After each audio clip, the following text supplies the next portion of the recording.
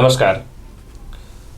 14 सितंबर को दोपहर का 2:21 से लेकर के 20 नवंबर तक देवगुरु बृहस्पति जो है ये वक्री अवस्था में कुंभ राशि को छोड़ करके मकर राशि में प्रवेश कर जाएंगे। और मकर राशि में पहले से शनिदेव विराजमान है, अतः मकर राशि में शनि, क्योंकि उनकी स्वयं की राशि है और बृहस्पति वहां पे नीचस्थ होते हैं, अतः बृहस्पति और शनि की युति के कारण नीच भंग राजयोग बन जाएगा, जो अत्यधिक शुभ और लाभकारी फल को प्रदान करने वाला होता है। तो प्रिय वृश्चिक लग्न और राशि वाले, मैं आपको बताऊंगा कि जब कुंभ राशि को छोड़ करके बृहस्पति मकर राशि में प्रवेश करेंगे तो आपके ऊपर इसका क्या फल प्राप्त होगा, और इसके फल को बेहतर बनाने के लिए आपको वीडियो के अंतिम पड़ाव में कुछ महत्वपूर्ण और उपयोगी उपाय भी बता दूंगा, ताकि ज़्यादा से ज़्यादा लाभ की प्राप्ति हो। प्रिय दर्शकों, कोई भी ग्रह जब वक्री होता है तो शुभ फलदायी नहीं होता है। ऐसा इसलिए शास्त्र में कहा जाता है क्योंकि वक्री ग्रह जो होता है, नमस्कार, 14 सितंबर को दोपहर का 2:21 से लेकर के 20 नवंबर तक देवगुरु बृहस्पति कुंभ राशि को छोड़ करके वक्री अवस्था में मकर राशि में प्रवेश कर जाएंगे। और वहां पे ऑलरेडी मकर राशि के स्वामी शनि बैठे हुए हैं, अतः बृहस्पति और शनि की युति से नीच भंग राजयोग की स्थिति बन जाएगी, जो शुभ और लाभकारी योग होता है। तो प्रिय वृश्चिक लग्न व राशि वाले, मैं आपको बताऊंगा कि यह जो बृहस्पति और शनि की युति से नीच भंग राजयोग बनेगा, क्योंकि बृहस्पति जो होता है मकर राशि में नीच का होता है और मकर राशि के स्वामी शनि अपनी राशि में बैठे हैं, जो ज्योतिष शास्त्र के अनुसार इसे नीच भंग राजयोग कहते हैं। तो आपके ऊपर इसका क्या प्रभाव पड़ेगा और इसको बेहतर किस प्रकार से बनाया जाए, प्रिय वृश्चिक लग्न और राशि वाले, इसकी संपूर्ण जानकारी और व्याख्या मैं आपके समक्ष करूंगा। प्रिय दर्शकों, ज्योतिष शास्त्र में एक वर्णन मिलता है कि कोई भी पापी ग्रह जब वक्री होता है तो वह शुभ फलदायी हो जाता है, क्योंकि वक्री ग्रह, जब भी कोई ग्रह वक्री होता है तो उसके प्रभाव में 10 गुना ज़्यादा ताकत आ जाती है और वो प्रत्येक भाव के अनुसार अपने फल को बढ़ाने लगता है। लेकिन ज्योतिष शास्त्र में यह वर्णन मिलता है कि जब भी कोई शुभ ग्रह वक्री होते हैं तो उसके प्रभाव में कमी आने लगते हैं, परंतु इसमें 2 कंडीशन भी ज्योतिष शास्त्र में लगाए गए हैं। पहला कंडीशन ये होता है कि जब भी कोई ग्रह, शुभ ग्रह वक्री होंगे, वो नीच भंग राजयोग ना बनाए, या अपनी राशि में ना हो या उच्चस्थ ना हो, उसी समय जो है ये अशुभ होते हैं। अन्यथा अगर ऐसे कंडीशन पे कोई ग्रह आ जाए तो शुभ फल देना प्रारंभ कर देते हैं। शनि के साथ और बृहस्पति के साथ यही होने वाली है। बृहस्पति जब शनि के साथ बैठेंगे तो शनि की युति से बृहस्पति को नीच भंग राजयोग की स्थिति प्राप्त होगी, अतः बृहस्पति शुभ फल देगा। ज्योतिष शास्त्र में एक और वर्णन मिलता है कि जब भी कोई ग्रह वक्री होता है तो एक घर पहले के वर्क को करता है, अतः जब बृहस्पति मकर राशि में वक्री होंगे और नीच भंग राजयोग बनाएंगे तो एक घर पहले की स्थितियों को देखेंगे तो वह धनु राशि के भी प्रभाव को कम से कम 50% प्रभाव तो देते ही हैं। अतः यह बृहस्पति का वक्री होना आपके खुद के भी राशि के अनुसार शुभ फल देने वाला रहेगा। प्रिय दर्शकों, बृहस्पति ज्योतिष शास्त्र में अत्यधिक ज्ञानवान, प्रत्येक मनुष्य को बनाने वाला, धनवान, मानसिक चेतना का विकास करने वाला, अध्यात्म यानी स्पिरिचुअल की ओर लेके जाने वाला और धनी बनाता है। लेकिन अगर बृहस्पति किसी भी व्यक्ति के जीवन में खराब हो जाए तो ऐसे व्यक्ति का मार्ग जो है वो भटक जाता है, व्यक्ति को गलत गलत लोगों से संपर्क स्थापित हो जाते हैं। ऐसे व्यक्ति के अंदर धन की प्राप्ति तो होती है, परंतु ऐसे व्यक्ति गलत कार्यों में अपनी धन की जो है पूर्ण रूपेण खर्च कर देता है, यानी बर्बादी कर देता है। जब बृहस्पति वक्री हो जाएंगे तो आपके अंदर जो है एक मानसिक चेतना का विकास करेगा। आप किसी कार्य में जो आलस्यपन हो रखे थे उसको यह ठीक करने वाला रहेगा, और संकट की घड़ी में भी आपको अच्छे से अच्छे रास्तों को दिखाने वाला रहेगा। जब बृहस्पति आपकी कुंडली में कुंभ राशि में थे वक्र अवस्था में, तो ये शुभ फलदायी नहीं थे, क्योंकि ये ना तो अपने मित्र के राशि में थे, ना अपने उच्च की राशि में थे, और ना ही अपने स्थितियों में नीच भंग राजयोग की स्थिति उत्पन्न कर रहे थे। यानी इस समय आपके माता का स्वास्थ्य ठीक नहीं चल रहा था, नौकरी और व्यवसाय में दिक्कतों का सामना करना पड़ रहा था, बृहस्पति आपकी कुंडली में शिक्षा और संतान संबंधित कष्ट भी उत्पन्न कर रहे थे।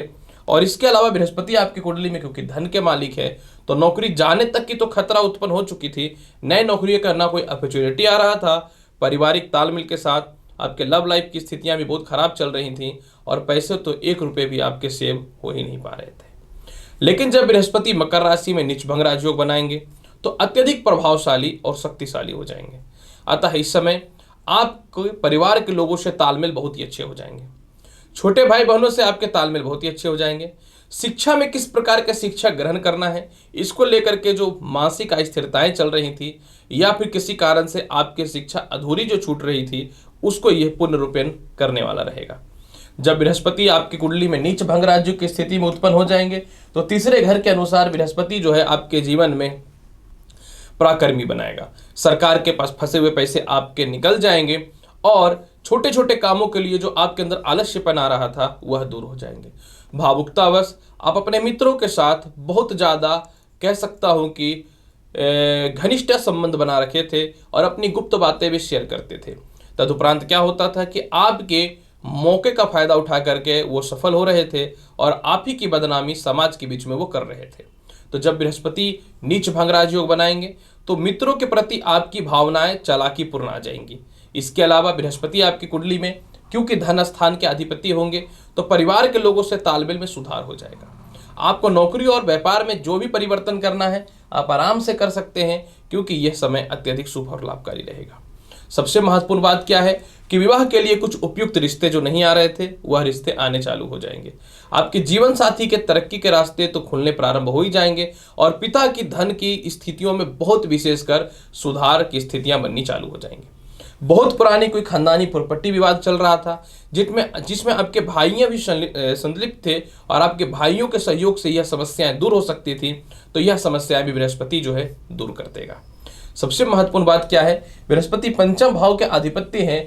इनका संबंध कहीं न तो कहीं सेकंड हाउस से भी है और इनका संबंध पंचम स्थान से भी है और बृहस्पति की 5वीं दृष्टि सप्तम स्थान पर पड़ने के कारण विवाह से रिलेटेड बहुत ही अच्छे अच्छे रिश्ते आएंगे। आपके जीवन में उच्च शिक्षा का योग बनेगा। संतान सुखों में बाधाएं जो उत्पन्न हो रही थी वह ठीक हो जाएंगी। लव रिलेशन में बाधाएं उत्पन्न हो रही थी वह ठीक हो जाएंगी। ऐसे व्यक्ति जो किसी प्रकार के लीगल रिलेशन में थे या फिर ऐसे लोग जो यह समझ नहीं पा रहे थे कि जीवन में अपना कौन है, इस विचारों पे पूर्ण रूपेण आप एक अच्छा रास्ता स्वयं खोल लीजिएगा। लॉटरी, सट्टा, जुआ, शेयर मार्केट में जितना पैसे लगाने हैं आप लगा सकते हैं क्योंकि 20 नवंबर यानी लगभग 67 दिनों के लिए बृहस्पति बहुत सुफलदायी रहेगा। इसके अलावा जो है आपके संतान आपके विमुख हो रहे थे, आपके संतान आपसे कुछ बातों को छुपाते थे, वह ठीक हो जाएंगे। आपको उच्च शिक्षा प्राप्ति में किसी प्रकार की कोई दिक्कतें नहीं होंगी और यह बृहस्पति का वक्री परिवर्तन इतना लाभकारी है कि प्रथम संतान, द्वितीय संतान और तृतीय संतान ये तीनों के भविष्य को यानी फ्यूचर को बहुत बेहतर बनाने वाला रहेगा। बृहस्पति की जो दृष्टि होती है ये शुभ होती है, अमृत के समान होती है, साक्षात विष्णु की दृष्टि होती है जिसके लिए ना जाने कितने लाखों लाख करोड़ों करोड़ लोग जब तब कर करके ईश्वरियों को प्राप्त करने के लिए उनके दर्शन के लिए तरसते थे।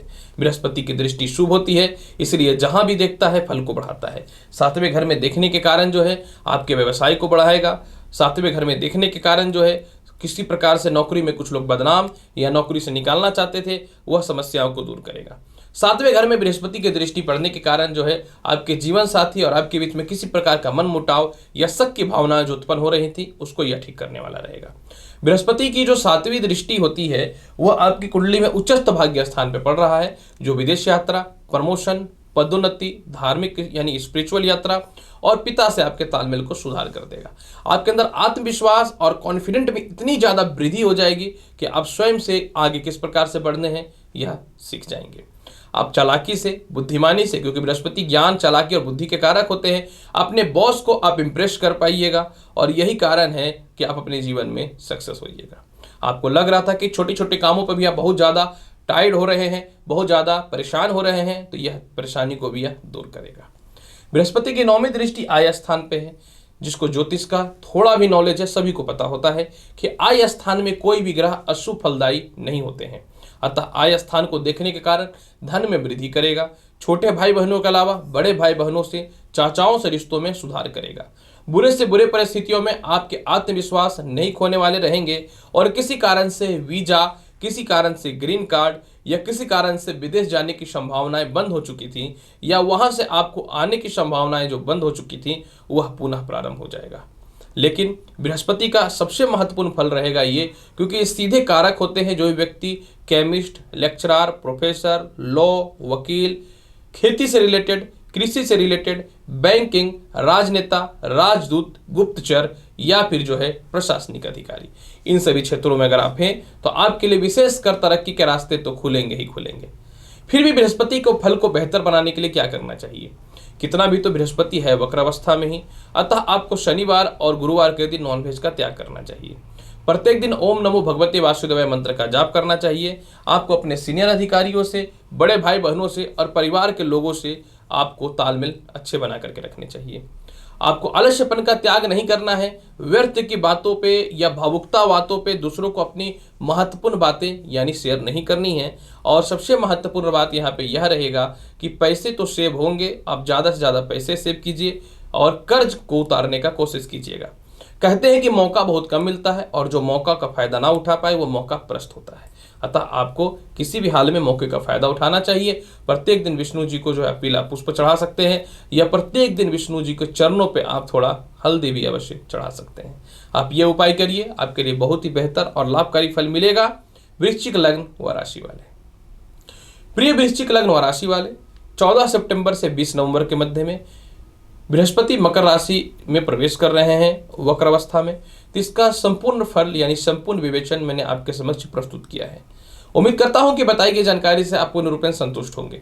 तो आपसे आग्रह है कि आप मेरे चैनल पर नए हैं तो मेरे चैनल को लाइक करिए, शेयर करिए, सब्सक्राइब करिए। मिलेंगे अगली वीडियो में और महत्वपूर्ण और ज्ञानवर्धक जानकारी के साथ। तब तक के लिए नमस्कार, अच्छे से रहिए, धन्यवाद।